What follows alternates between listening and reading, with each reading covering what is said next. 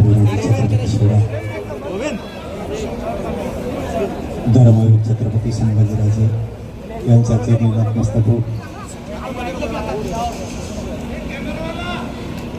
आपल्या नवी मुंबईमध्ये पनवेल या ठिकाणी आपल्या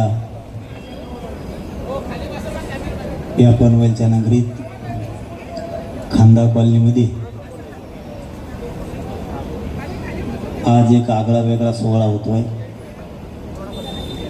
आज आपल्या सगळ्यांच्या सेवेसाठी सकल मराठा समाजाच्या वतीनं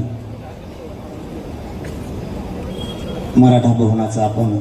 शुभारंभ सगळ्याच्या साक्षीनं पार पाडला, त्याबद्दल तुम्हाला सगळ्यांना खूप खूप शुभेच्छा देतो। या कार्यक्रमासाठी आलेले वर बसलेले सगळे मराठा बांधव आणि सगळ्यात जास्त सगळा संघर्ष ऊन पाऊस थंडी अंगावर घेऊन समाजाचा लढा जिंकू लागतात ते खाली बसलेले सगळे माझे मायबाप बांधव। आता वरच्याचं सरसकट नाव घेतलं बरं का, पुन्हा तिला फळ नको मग नाव घेतलं आणि तो नाव राह तिला येडक हे दांड घातलं इथं एक एक जुळीत मग फेस पडला एखाद्याच नाव राहिले त्यांचा अर्ध्यातून मला सोडून आणि आधीच असे मागा लागलेत कुणी येतं आणि मलाच हुरगडी येते। त्यांच्या मनासारखं केलं नाही की तेव्हा माझ्या मागं फेसबुकला लागलाच, त्याच्या मनासारखं केलं तेव्हा तो पाटलासारखा माणूस नाही हो, पाटीलच खास ग्रेट माणूस। आणि त्याच्या मनासारखं नाही ऐकलं त्यांनी सोशल मीडियावर लिहायला सुरू केलंच, म्हणजे अगोदर चांगला त्याचं नाही ऐकलं की वाईट। त्यांनी समाजासाठी काय केलं याचं उत्तर त्यांच्याकडे नाही, मग आई वरची बोल लगेच बोलायचं नाही, लगेच खाली व्हायचं, आधी बात वच करायचं नाही, ते धंदा बंद आता मग बाबा चाललं तुमचं सुख सुखवान पप्पू।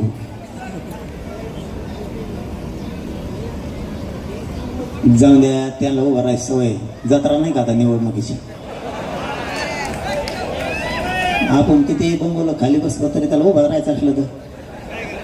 आपल्या काय ऐकण्यात येत का काय कधी काही केलं दुसरा बी प्रॉब्लेम आहे सांगू का, त्याच्यामुळे काही उभं राहते राहून द्या, काय करत तुम्हाला आपले गरीबाचे ना आपली एकजूट ठेवायची वा।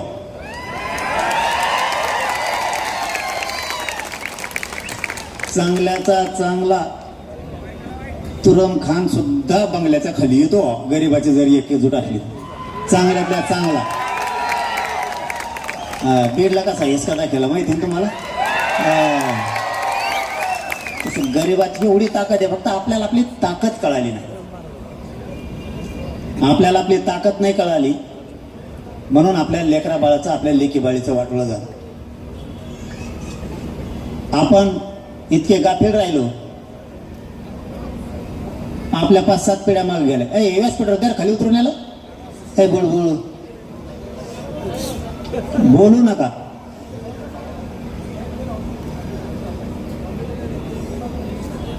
बाकीचे सगळे सतर्क राहिले, सावध राहिले, विचार करून बघा, शांत डोक्यानं, नुसता आला बोलीला म्हणून आला कार्यक्रमाला बसला घरी जाऊन झोपला, शांत डोक्याने विचार करून बघा, एक 60 वर्ष ते 50 वर्ष फक्त मागं जा, आपण काय होतो आणि आपण बेसावध राहिल्यामुळे आपले आजचे हाल काय। सगळ्या बाजूनं आपल्याला लक्ष द्यावं लागणार आहे, तेव्हा आपला समाज पुढे जाणार आहे, आपले लेकरं बाळ पुढे जाणार आहे। का बरं बी एवढं लावून धरलं, मी त्या वेदनेतून गेलो, मी गरीबाचं दुःख बघितलं, गरीब मराठ्यात आणि श्रीमंत मराठ्यात एकमेकाला विचारात घेतलं जात नाही, गरीबाला कुठं किंमत दिली जात नाही, म्हणून गरीबाच्या लढाईत ताकदीन उतरलो। तुम्हाला वाटत नाही का मला सुद्धा आमिष दिले असतील म्हणून,